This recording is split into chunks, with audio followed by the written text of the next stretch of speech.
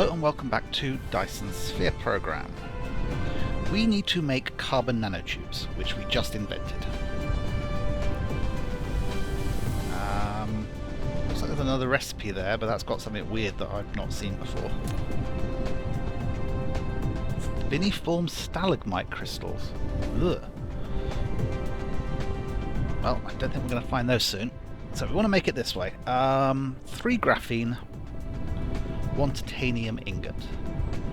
So I noticed that over here where we're making our titanium alloys, we do have a load of graphene coming in here, and obviously our titanium is also here. So we are going to produce the stuff up there. So the first thing I want to do is put a split on this titanium.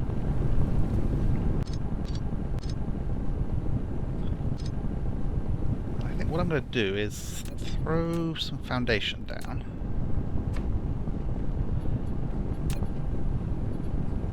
And we'll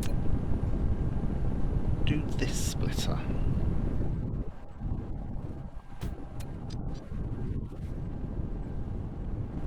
Right, so we can go in at the ground level there.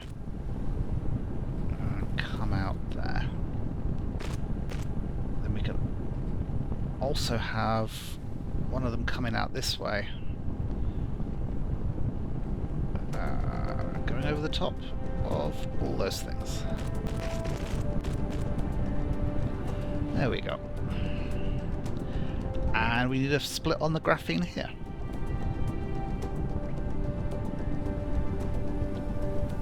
Alright, what are you made in? You are made in a... Oh, you're made in a chemical facility. Ugh, you're a 4-second process in a chemical facility. Chemical facilities are huge.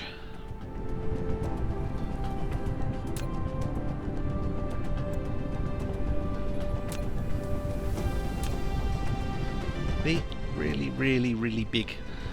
Well, we've got a bit of room here, although our sulfur might have to do a bit of dodging.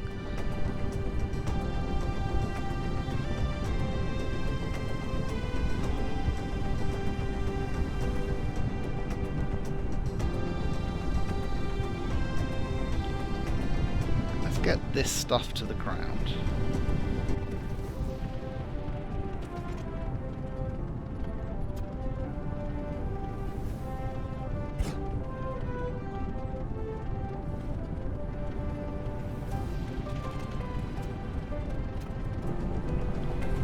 We need a splitter in here.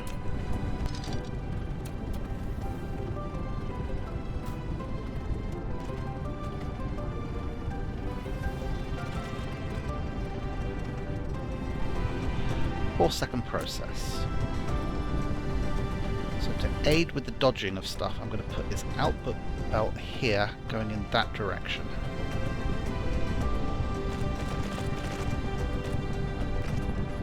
Right. Grab the graphene, place your output. Hopefully grab the titanium. Not quite.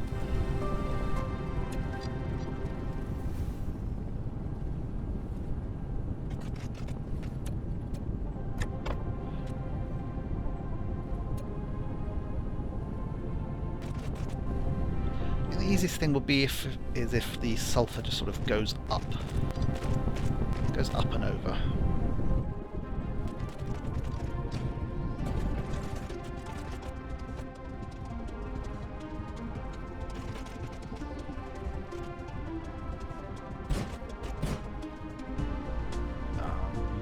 This belt's going in entirely the wrong direction.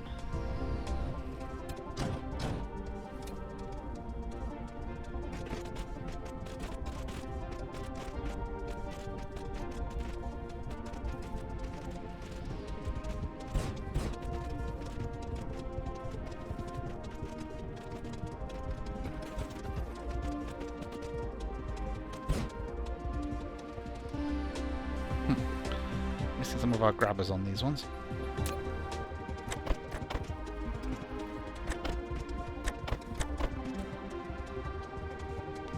Okay, so this is slightly more than 1 a second.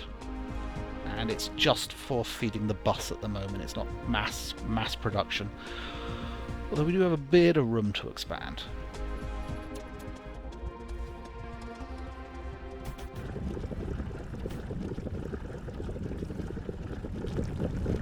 Are these all functioning?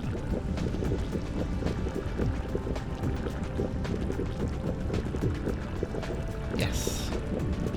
And there's our carbon nanotubes. Right. So I wanted those so I could build the mini fusion power station,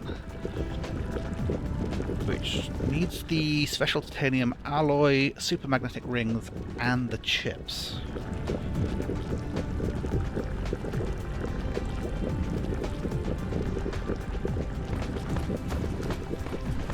Well, if I follow the titanium alloy,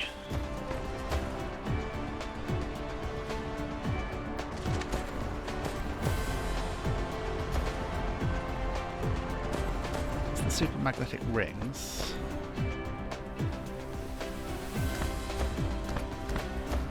Ooh, this is getting more and more complex.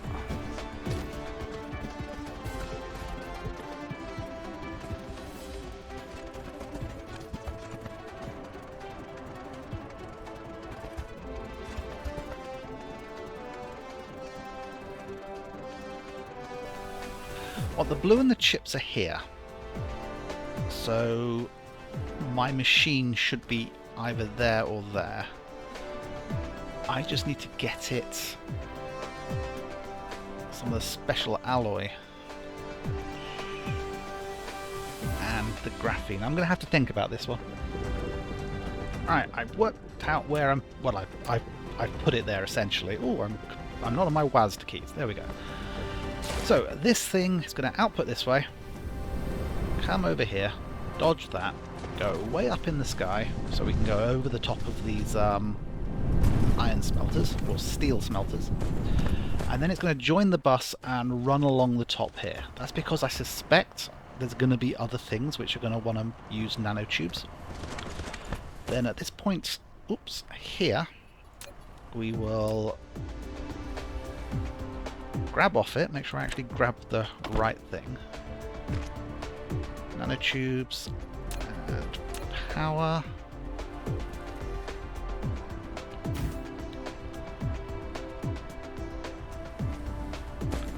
And that goes here, over the top of that one, down, snakes around and goes in there. Meanwhile, we've added another splitter to the titanium alloy, and that is heading this way. Goes up over that one and then down to there. So this machine should be able to make these things now.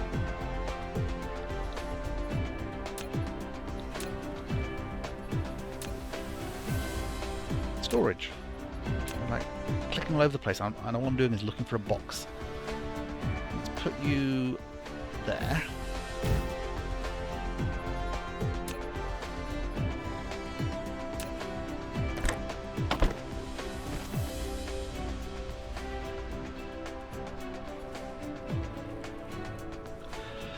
Right, now, there is a bit of a lack of supermagnetic coils. I think because a lot of them are going to making those things. Plus I've got this thing having a supply of 5,000.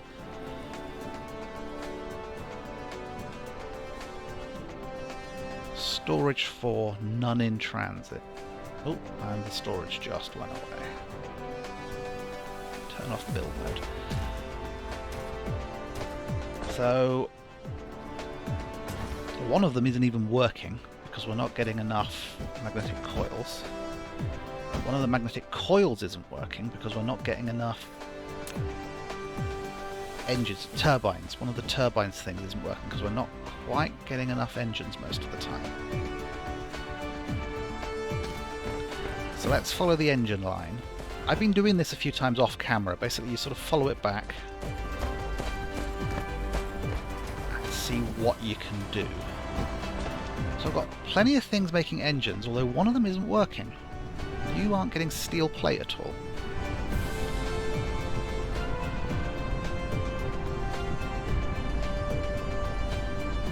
And that's because you're trying to grab magnetic rings when you don't need them.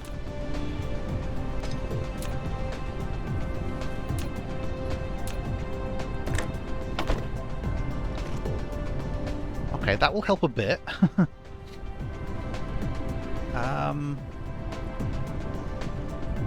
These are all functioning now, and they're all able to output.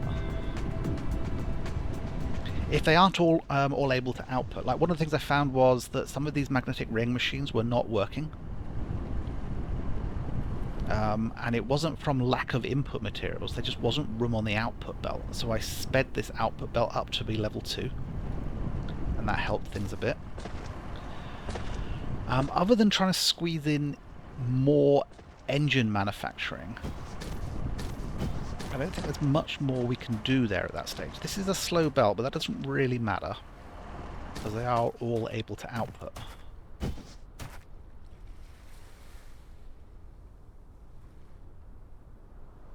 It looks like we're getting a little bit of extra excess, just enough that that one can keep working. I could add another one of these easily enough. If I do that, you're not going to be able to output.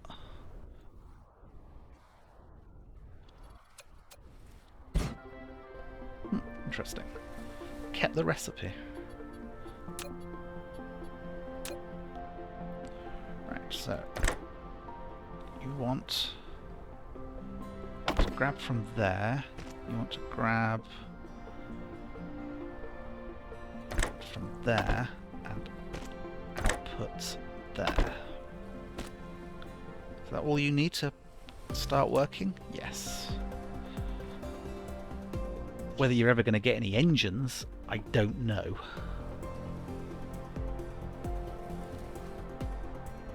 Yeah, it might be worth in between episodes trying to upgrade my actual basic engine production. I mean, I only made 4 to start with. 1, 2, 3, 4, 5, 6, 7, 8. I'm already on 8.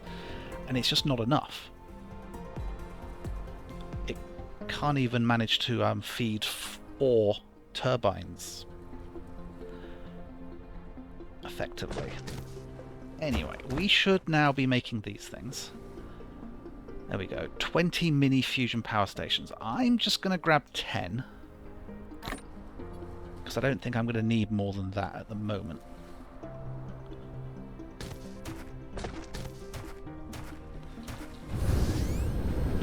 How is our power? We're not sciencing at the moment. Let's actually start some sciencing.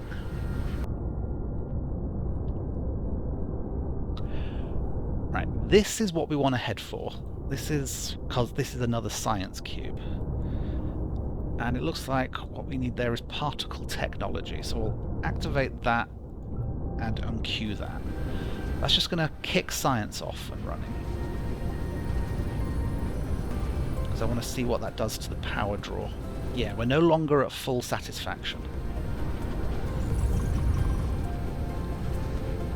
But we do have a full box of these things.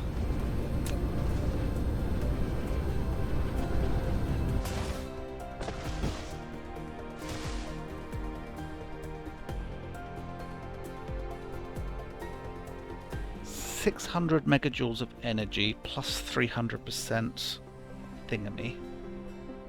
My current one is 40 megajoules of energy and plus 200%. Okay. Definitely worth putting these in our suit, I think. But that's not why we're here.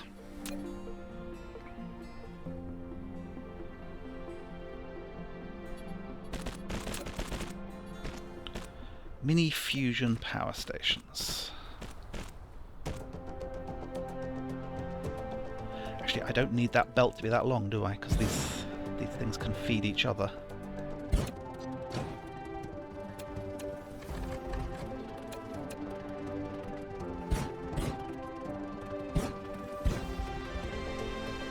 Let's just start with those.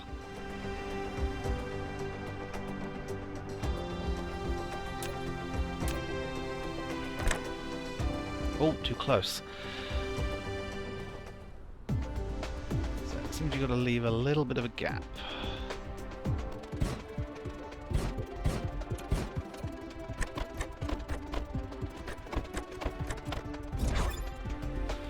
Particle technology. You've mastered the particle control technology and can make particle motion have a certain regularity. No idea what that's supposed to mean, but I can make particle broadband. Could do with that here. Control the particles to maintain a certain regularity, greatly improves printing speed of the particles. Okay, so that's going to need those nanotubes. It looks like plastic and something else. What are these things? Crystal silicon. Unique fractal structure. Fractal silicon is the material of choice for the efficient production of crystal silicon. Yeah, this is going to be something I think that's going to go into the next level of science.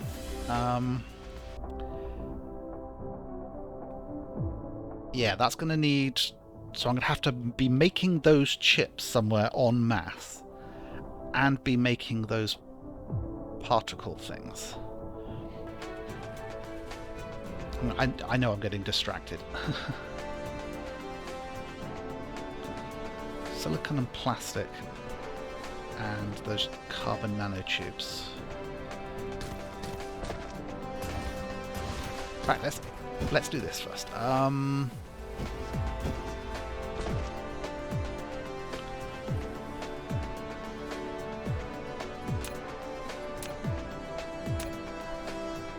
Oh, I'm like, why isn't it doing anything? It's because we don't have...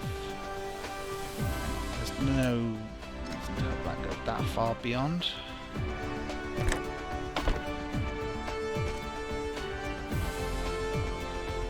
So what I'm curious is how long will each of these ones last? Conversion rate 100%, power load... Well, they take a while to burn.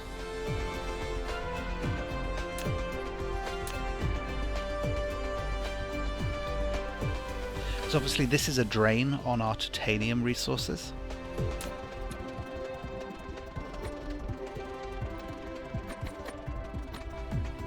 Just keep some of that spare.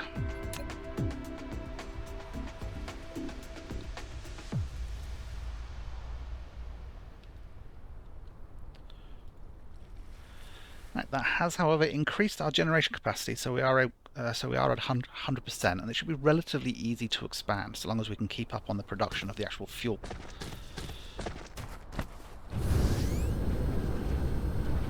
So I think that's going to be it for this episode, because I'm going to have a think. In order to make the next thing of science, which we are still researching, it's going to need chips and that quantum broadband. And at this stage, because the chips use silicon, don't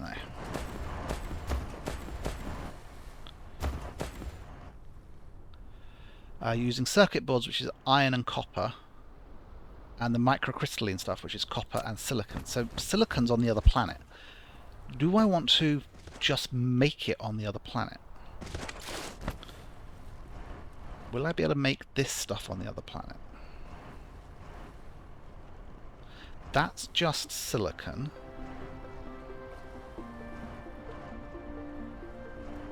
It's whether I'll be able to make plastic over there.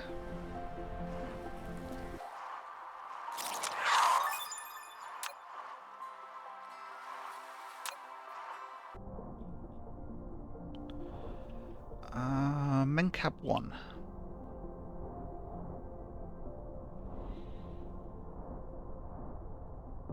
You don't have any oil. You have some coal. Your silicon's going down. You've got plenty of copper and iron. Mencab 2 has no silicon. And no oil.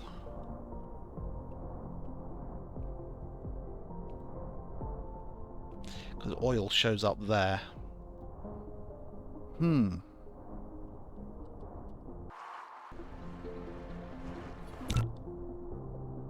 It's still about 3,300. I think it's sort of hovering around that area. That's where the amount I'm making and the lifespan of them sort of evens out. I am uncertain what to do. Maybe I will mass manufacture these chips and send them here into the interstellar tower, where then they can supply locally. And I'll make the fiber stuff here, because I'm already making the carbon nanotubes and the plastic here, so I could just ship in those crystals as well. Okay, so that's my current plan for the next episode. I will see you then. Bye bye.